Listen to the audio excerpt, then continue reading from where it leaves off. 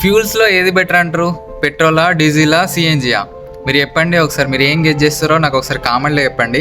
ఈ 1 మినిట్ వీడియోలో అయితే వీటికున్న డిఫరెన్స్ అయితే నేను చెప్తా, వినండి. ముందుగా పెట్రోల్ గురించి చెప్తా. ఈ పెట్రోల్ అనేది మనకి పెట్రోల్ కార్స్లో, బైక్స్లో అయితే వాడతారు. పెట్రోల్ వచ్చేసి మనకి స్పార్క్ ఇగ్నిషన్ ఇంజన్లో అయితే వాడతారు. ఇదనేది మనకి హై రేంజ్లోనే మైలేజ్ వస్తుంది. అలాగే డీజిల్ కంటే ఎక్కువ ఎక్స్పెన్సివ్ ఉంటుంది. ఈ పొల్యూషన్ అనేది మోడరేట్లో అయితే క్రియేట్ చేస్తుంది. డీజిల్ కంటే తక్కువ పొల్యూషన్ అయితే క్రియేట్ చేస్తుంది. దీని పవర్ వచ్చేసి హై పవర్ ఉంటుంది. కాకపోతే చిన్న చిన్న వెహికల్స్లో అయితే వాడతారు. చాలా హెవీ వెహికల్స్ అయితే ఇది సెట్ కాదు. ఇప్పుడు డీజిల్ గురించి చూద్దాం. ఇదైతే మనకి పెద్ద పెద్ద వెహికల్స్లో వాడతారు. అలాగే కంప్రెషన్ ఇంజన్లో అయితే వాడతారు. మైలేజ్ అనేది పెట్రోల్ కంటే ఎక్కువ ఇస్తుంది. పొల్యూషన్ కూడా ఎక్కువ క్రియేట్ చేస్తుంది. పవర్ కూడా చాలా ఎక్కువ ఉంటుంది.